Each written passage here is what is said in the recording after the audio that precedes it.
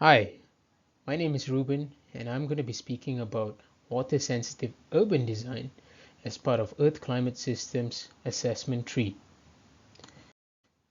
As you can see in this image here, this is a snippet of a place somewhere called Jalan Parliament in Kuala Lumpur. Floods happened in Kuala Lumpur in December 2021, and it highlighted an urgent need to revamp the urban drainage system. As you can see here, there's a stretch of the road which is fully covered in water. And similarly, another image of a road in Kuala Lumpur. In fact, this is a highway which is fully covered in water. Let's take a few steps back to understand why have floods been happening so much. Now, the sun is radiating heat and this causes water to be evaporated. And when water is evaporated, clouds get formed. And when the clouds get heavy enough, rainfall forms. And rainfall is infiltrated into the ground in a natural landscape. Very little is generated as runoff. Now, unlike this, in an urban environment, there's a greater heating effect. This is due to the urban heat island effect. And when there's a greater heating effect, more is evaporated, so there's more clouds. When there's more clouds, there's more intense rainfall that's likely to be generated. And since there's no longer too much of permeable surfaces, most of this is going to be generated as runoff. Well, climate change is causing more intense precipitation, which equals to flash floods in urban areas. So human activities is emitting a lot of things, and in particular, greenhouse gases, especially carbon dioxide. Now, if you combine this with rapid urbanization, you get greater heating effects from a hotter weather. And when there's a hotter weather, there's more evaporation. When there's more evaporation, you're going to see more intense rainfall. And when there's more intense rainfall, and especially when your entire drainage system is very urban centric with lots of concrete drains, your sewers are going to be overloaded really quickly. And when your sewers are overloaded really quickly and a lot at the same time, you're going to get flash floods. Urbanization improves the efficiency of stormwater. What does this mean? So now when a rainfall activity occurs, as you can see here, the goal of urban drainage design is to immediately transfer all of this into the drains. And as soon as it's transferred into the drains, it's transferred into the main water bodies.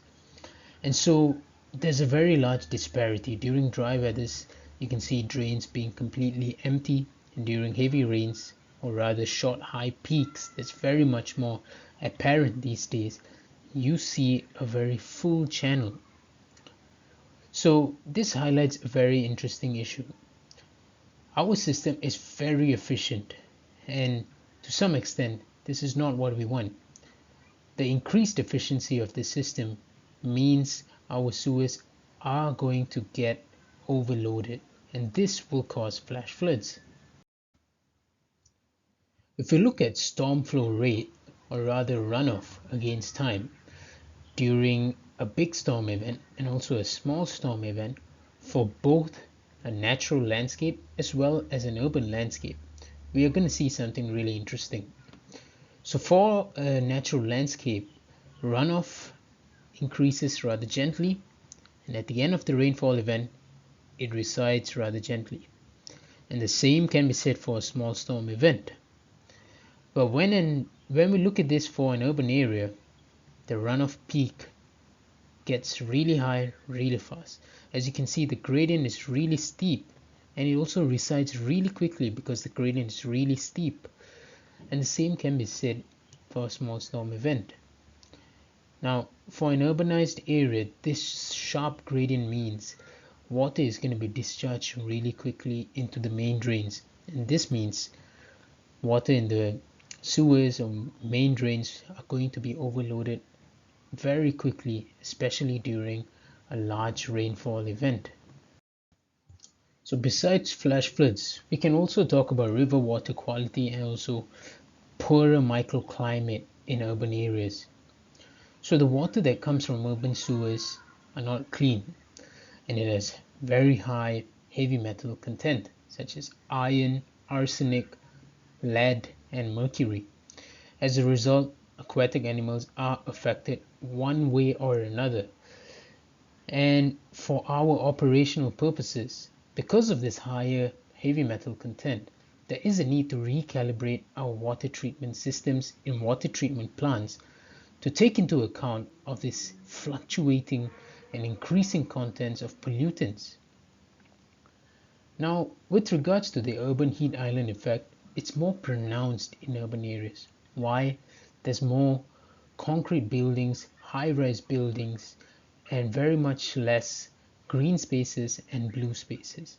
So what one would feel in the middle of a hot afternoon in a city center area would be a lot of sweat and a sharp feeling of heat on your skin. And this can be said as a poor microclimate. So now that we know how flash floods are occurring, what is the answer?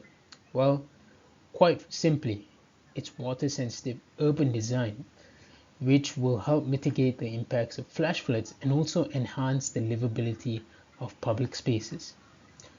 So if you can see here in a natural water balance, there's very little runoff because most of it is being infiltrated into the ground or transpired by plants. In an urban water landscape, there's very much less infiltration and there's also less transpiration by the plants and a lot being generated as runoff. So our goal, or at least our future design to prevent flash floods, is to increase infiltration, reduce runoff, and to some extent also increase transpiration. And by increasing runoff in an urban setting, what we are supposed to do is we are supposed to break the channels of continuous concrete to allow for water to reside in a particular space so that it's reused at source and it's infiltrated down into the ground. And doing so results in less runoff. And that is the goal to prevent flash floods. So, well, the question that comes into everyone's mind would be, can WSUD reduce flash floods? Well, yes, of course. It can be summarized with a simple formula in how runoff is generated. Q equals to CIA. C is the runoff coefficient.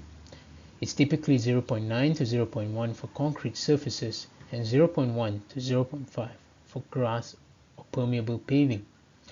Rain intensity, on the other hand, in Malaysia, it's 30 to 60 millimeters per hour for a typical heavy rain, and if it's a heavy, very heavy rain, it's going to be more than 60 millimeters per hour. So now, in an urbanized area, there's a lot of concrete surfaces. So as such, for same rain intensity that occurs in a same catchment area, Q, the runoff generated, is going to be high. So as you can see here, there's lots of water flowing along the roadway.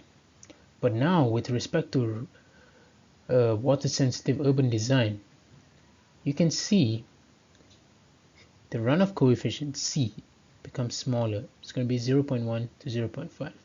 And there's also the added effect of infiltration along the way. So as water is running off into the green features of WSUD, water is also infiltrated along the way. So in effect, WSUD reduces the efficiency of stormwater conveyance to sewers. As you can see here, when a rainfall activity happens, water is still directed to main drains, but however it's more slowly directed. So during a rainfall activity, water slowly gathers into the main drains compared to what I previously showed. So now flows in the main drains are more regulated and there's lower peaks in the main drain levels. Now there are a variety of different WSUD features for urban landscapes. For example, this is an image taken in Singapore, a 9-floor residential area. So as you can see here, there's 3 different types of WSUD features incorporated. Number one, there's a rain garden, and this was implemented not at the ground floor but rather at the 4th level. And water from the roof area is fed to this rain garden, and what is infiltrated and what is treated by the rain garden is passed into a harvesting tank and kept for a few days before it's passed into a swale. As you can see here, this is how a swale looks like. And water that comes from the road and runoff generated from footpaths goes through a cleansing biotope, as you can see here, and is also released into the swale. And once it's released into the swale, it's conveyed to the main drains. Now this is a cross-section of a typical WSUD feature. As you can see here, there's a filter media of about 400 millimeters thick, a transition layer and a drainage layer. What this layer does is to allow for water to percolate downwards, and in doing so it's cleaning the water from impurities and pollutants. And studies have shown by allowing water to percolate through these layers of filters, the heavy metal content in stormwater reduces, the amount of suspended solids reduces, total phosphorus in the runoff generated reduces, total nitrogen in water from stormwater is reduced. So there's plenty of benefits of incorporating WSUD features. Now, to wrap things up, I would like to bring out a case study of a place in Singapore called Bishan. And as you can see here, these are housing areas, and there's a few very high-rise buildings. But at the center of that is a large, lush area of green spaces with blue spaces as well. So how did this happen, and why was it such the case? Well, it wasn't always like that. In 2008, this is how things looked like. There was a main drain, a concrete main drain. But from 2012 onwards, this changed, and as you can see, the main drain is no longer present. In fact, it was demolished, and it included very sustainable water-sensitive urban design. It no longer included concrete urban drainage systems. It was a very lush area for public recreation. It allowed for stormwater to be held very, very well and infiltrated into the ground. It's a beautiful place, and it really allowed for stormwater to be managed more carefully and be directed into the main drains slower. And with that, I thank you very much for your time. These are a list of references that I utilized for this video. I hope you find them informative.